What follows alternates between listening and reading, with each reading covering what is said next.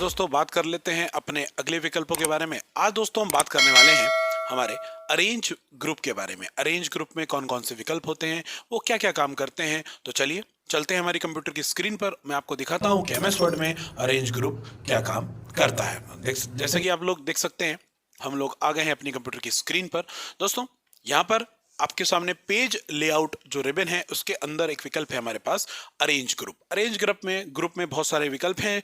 कई सारे विकल्प आपको डिसेबल दिख रहे हैं। यहाँ पर डिसेबल क्यों दिख रहे हैं? क्योंकि अभी हमारे पास ये सभी के सभी विकल्प दोस्तों काम करते हैं किसी पिक्चर के साथ। तो मैं यहाँ पर कुछ पिक्चर इंसर्ट कर लेता हूँ। मैंने इंसर्ट पर क्लिक किया, पिक्चर पर क्लिक किया और आप देख सकते हैं हमारे पास कुछ फोटोग्राफ्स हैं, कुछ इमेजेस हैं जिसको मैं अपने डॉक्यूमेंट में इंसर्ट कर लेता हूँ। तो आप देख सकते हैं किस हिसाब से मैंने यहाँ पर एक इमेज इंसर्ट कर दी है और इस इमेज को मैं थोड़ा सा छोटा कर लेता हूं आप लोगों को दिखाने के लिए, और साथ में मैं रैंड कमांड की मदद से कुछ लेखन कार्य भी ले आता हूं। जैसा कि आप देख सकते हैं =RAND ब्रैकेट शुरू ब्रैकेट बंद एंटर। तो आप देखेंगे कि हम यहां पर कुछ लेखन कार्य भी ले लेते हैं। मैंने यहाँ पर रैंड कमांड का प्रयोग कर दिया और आप देख सकते हैं लेखन कार्य के साथ हमारे यहाँ पर 3 पैराग्राफ आ गए। अब दोस्तों आप देख सकते हैं जैसे मैं इमेज पर क्लिक कर रहा हूं तो ये पोजीशन वाला ऑप्शन हमारे पास ऑन हो चुका है। पोजीशन का क्या मतलब है दोस्तों? जैसे कि आप एमएस वर्ड में किसी भी प्रकार का लेखन कार्य लिखते हैं और कोई इमेज लगाते हैं तो उस इमेज लेखन कार्य के साथ कंबाइन नहीं हो पाती, यानी उसकी पोजीशन की बात हो रही है। तो पोजीशन क्या बात करेगा, यानी आप उसकी स्थिति को कहां कहां पर रख सकते हैं। जैसे कि पोजीशन है हमारे पास यहाँ पर लेफ्ट साइड पर, टॉप लेफ्ट पर। तो आप टॉप लेफ्ट पर अभी आप देख रहे हैं। मैं पेज को आपको पूरा A4 की स्थिति में दिखा देता हूं जिससे कि आपको प्रॉपर डायमेंशन समझ में आएगा कि पोजीशन से एक्चुअल में होता क्या है। आप देख सकते हैं टॉप मिड पर आ गया आपका जो लेखन कार्य है, इमेज है लेखन कार्य के बीच में। और टॉप राइट की बात हो रही है तो आपकी इमेज राइट साइड पर शिफ्ट हो गई। अब मैं सेंटर मिड की बात करूं, सेंटर लेफ्ट की बात करूं तो सेंटर लेफ्ट हो गया इस समय।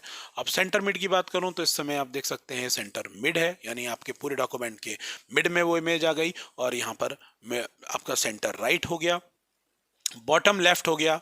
बॉटम लेफ्ट आप देख सकते हैं, बॉटम मिड हो गया, बॉटम सेंटर, और यहाँ पर बॉटम राइट हो गया। तो इस प्रकार से आप इमेज पर अपने लेखन कार्य को, यानी लेखन कार्य पर या किसी पेज पर किसी भी प्रकार की इमेज को सेट कर सकते हैं with the help of position की मदद से। तो दोस्तों पोजीशन की मैं बात कर रहा था आपसे। मैं इसके बाद आपसे सीधे बात करता हूँ टेक्स्ट रैपिंग की, क्योंकि बीच के जो 2 ऑप्शन है इसके बारे में हम बात करेंगे, यानी ब्रिंग टू फ्रंट और सेंड टू बैक क्या होता है इसके बारे में बात करेंगे। टेक्स्ट रैपिंग में आपको समझा देता हूँ।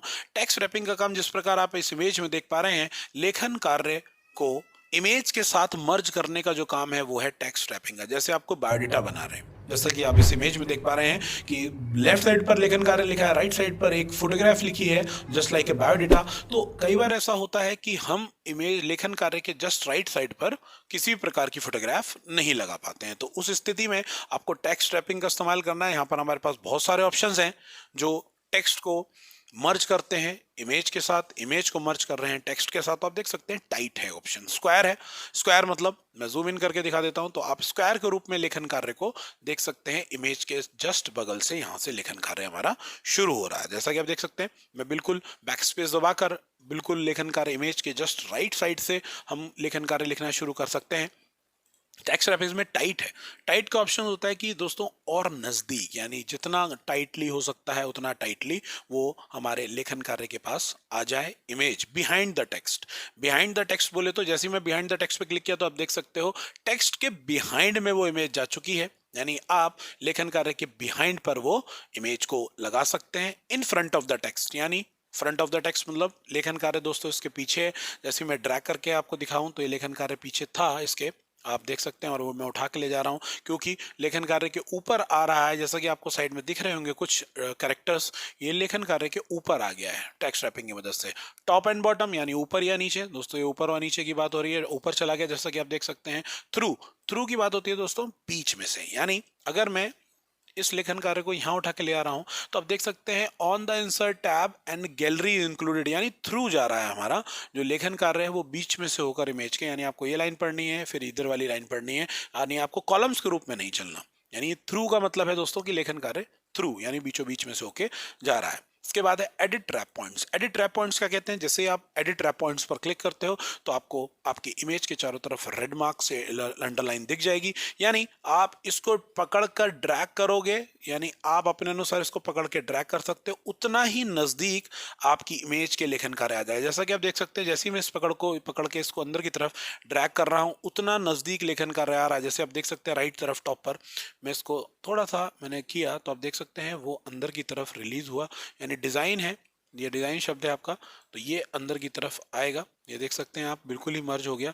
तो आप यानी जितना भी नजदीक करना चाहते हैं इमेज के लेखन कार्य, इस तरीके से एडिट रैप पॉइंट्स की मदद से कर सकते हैं, वो उतना लेखन कार्य आपकी इमेज के नजदीक आ जाएगा। उम्मीद है मेरे द्वारा बताई गई बात आप समझ पा रहे होंगे। टेक्स्ट रैपिंग में आप अपनी इमेज को लेखन कार्य के कितना क्लोज करना चाहते हैं, कितना क्लोज सेट करना चाहते हैं, इस बारे में बात हो रही है। दोस्तों, अलाइनमेंट की बात करें, अलाइनमेंट हमारे कितने प्रकार के होते हैं? अलाइनमेंट आप देख सकते हैं, जैसा कि आपने डिफॉल्ट रूप से पढ़ा है, यानी अलाइनमेंट हमारे 4 प्रकार के होते हैं। लेफ्ट अलाइनमेंट, सेंटर, राइट, ये सब आप पढ़ ही चुके हैं, लेफ्ट, राइट, सेंटर और जस्टिफाई। लेकिन यहाँ बात हो रही है दोस्तों कुछ अन्य अलाइनमेंट्स की, यानी टॉप, मिडिल और बॉटम। यानी आप लेखन कार्य की सिधाई के लिए 4 प्रकार के अलाइनमेंट होते हैं, लेकिन ये बात हो रही है इमेज की। दोस्तों, ये सारे ऑप्शंस अनेबल होते हैं इमेज की मदद से। तो मैं यहाँ पर अलाइनमेंट लेफ्ट पर क्लिक किया तो आप देख सकते हैं बाई तरफ आ गया, अलाइनमेंट सेंटर किया तो आप देख सकते हैं बीचों बीच आ गया, अलाइनमेंट राइट करूंगा तो राइट साइड पे चला जाएगा, अलाइनमेंट टॉप, ये टॉप पर है ही दोस्तों, और सेंट मिडिल करूंगा तो आप देख सकते हैं मिडिल पे आ गया। थोड़ा जूम आउट कर देता हूँ, मिडिल पे है इस समय। और अलाइनमेंट अगर बॉटम करेंगे तो आप देख सकते हैं बॉटम पे आ गया। दोस्तों, 6 प्रकार के अलाइनमेंट होते हैं इमेज को सेट करने के, यानी आप 6 प्रकार से अलाइनमेंट को सेट कर सकते हैं। मैं अलाइनमेंट टॉप कर देता हूं तो टॉप पे दोबारा से ले आता हूं। अब बात होती है दोस्तों, आप पोजीशन समझ गए, टेक्स्ट रैपिंग समझ गए, आप अलाइनमेंट समझ गए, बात कर रहे हैं फ्रंट, ब्रिंग टू फ्रंट और सेंड टू बैक की। तो यहां पर मुझे दोस्तों एक नया डॉक्यूमेंट लेना पड़ेगा और आपके लिए कुछ ऑब्जेक्ट इंसर्ट करने पड़ेंगे, यानी आप ऑब्जेक्ट इंसर्ट कर लेते हैं। दोस्तों, मैंने यहां पर एक ऑब्जेक्ट ले लिया, शेप, यानी एक शेप ये ले ली, इसको कलर चेंज कर दिया। दोस्तों, जो ऑब्जेक्ट के ऑप्शंस थे हमारे, उसमें 3 प्रकार के ऑब्जेक्ट मैं यहां पर ले लेता हूं। एक ऑब्जेक्ट मैंने ये ले लिया, एक ऑब्जेक्ट मैंने ये ले लिया, और एक तीसरा ऑब्जेक्ट मैंने ये एरो ले लिया। तो आप देख सकते हैं यहां पर मैंने 3 प्रकार के ऑब्जेक्ट्स ले लिए। तो आप देखेंगे, आप पेज लेआउट में चलिए तो आपके जो ऑप्शंस है ब्रिंग टू फ्रंट और सेंड टू बैक, ये अनेबल हो चुके हैं, यानी एबल हो चुके हैं काम करने के लिए। तो ये दोस्तों काम कैसे करते हैं, इसी के साथ हम बात करेंगे ग्रुप की और रोटेशन की। तो दोस्तों, यानी अगर मैं आपके सामने कहूँ, देखिए मैं आपको अपने जो ये ऑब्जेक्ट है इसको बड़ा कर रहा हूँ ड्रैग करके, दूसरा ऑब्जेक्ट ये रहा, और तीसरे ऑब्जेक्ट को स्मॉल कर रहा हूँ और इसको बिठा के इसके ऊपर ले जा रहा हूँ। तो आप देखिए, यानी ब्रिंग टू फ्रंट के अंदर चलते हैं तो हमारे पास ब्रिंग टू फ्रंट ऑप्शन है, लेकिन मैं आपको देख सकते हो कि पहला वाला आपने यहाँ पर चुना है। तो हम सेंड टू बैक से शुरुआत करेंगे। सेंड बैकवर्ड का क्या मतलब है? सेंड बैकवर्ड का मतलब है कि हमारा कोई भी निश्चित ऑब्जेक्ट किसी एक सिंगल ऑब्जेक्ट के जस्ट पीछे चला जाएगा। यानी अगर मैं बात करूं इस तीर निशान की, तो वो एक सिंगल क्लिक में इस ओवल शेप के पीछे चला जाएगा। तो देखिए, जैसे मैंने क्लिक किया तो यहां से वो गायब हो चुका है, लेकिन वो कहां है? वो है इस समय हमारी इस ओवल शेप के जस्ट पीछे, जैसा कि आपको स्क्रीन पर दिखाई दे रहा है। मैं कंट्रोल जेड मार के दोबारा उसे वापस ले आता हूं। अगर मैं चयन करूं सेंड टू बैक का, तो दोस्तों अगर मैं इसी जो एरो मेरा ऑब्जेक्ट है इस पर सेंड टू बैक पर क्लिक करूंगा तो आप देख सकते हैं फिर वही हो गया। लेकिन अब मेरा ऑब्जेक्ट कहां गया दोस्तों? अब मेरा ऑब्जेक्ट ओवल शेप के पीछे नहीं गया दोस्तों, अब मेरा ऑब्जेक्ट गया स्माइली के पीछे। यानी अगर आप चुनाव करते हैं सेंड बैकवर्ड का, तो हमारा कोई निश्चित ऑब्जेक्ट एक सिंगल ऑब्जेक्ट के बिहाइंड पे जाता है। अगर आप चुनते हैं सेंड टू बैक, तो आपका कोई भी निश्चित सभी ऑब्जेक्ट के पीछे चला जाता है। इसी तरीके से हम बात करें, अगर आपसे कंट्रोल जेड में दोबारा दबा रहा हूं, कंट्रोल जेड दबा के आप देख सकते हैं मैंने यहाँ पर सेंड टू बैक का यहाँ पर चुनाव किया, तो आप देख सकते हैं ऑब्जेक्ट मेरा पीछे चला गया। लेकिन अगर मैं किसी, अब सबसे पीछे है मेरा ऑब्जेक्ट, सेंड टू बैक का इस्तेमाल किया है। ब्रिंग टू फ्रंट में भी हमारे पास 2 ऑप्शन है यहाँ पर, ब्रिंग टू फ्रंट में एक ब्रिंग टू फ्रंट है और एक है ब्रिंग फॉरवर्ड। तो ब्रिंग फॉरवर्ड क्या करता है? कोई निश्चित ऑब्जेक्ट एक सिंगल ऑब्जेक्ट के आगे आ जाएगा, और अगर मैं ब्रिंग टू फ्रंट का इस्तेमाल करूंगा तो वह हमारे सभी ऑब्जेक्ट के आगे आ जाएगा। जैसे ब्रिंग फॉरवर्ड का इस्तेमाल किया तो ब्रिंग फॉरवर्ड से कुछ हुआ क्या? ओवल शेप के पीछे वो आ गया होगा, ओवल शेप के पीछे आ गया। मैं यहाँ पर कंट्रोल जेड दोबारा मार रहा हूं। अब अगर मैं यहाँ पर ब्रिंग टू फ्रंट का चुनाव करता हूं, तो दोस्तों आप देख सकते हैं मेरा ब्रिंग टू फ्रंट पर क्लिक करते ही जो हमारा एरो ऑब्जेक्ट था वो संपूर्ण जितनी भी इमेजेस थी उसके आगे आ गया।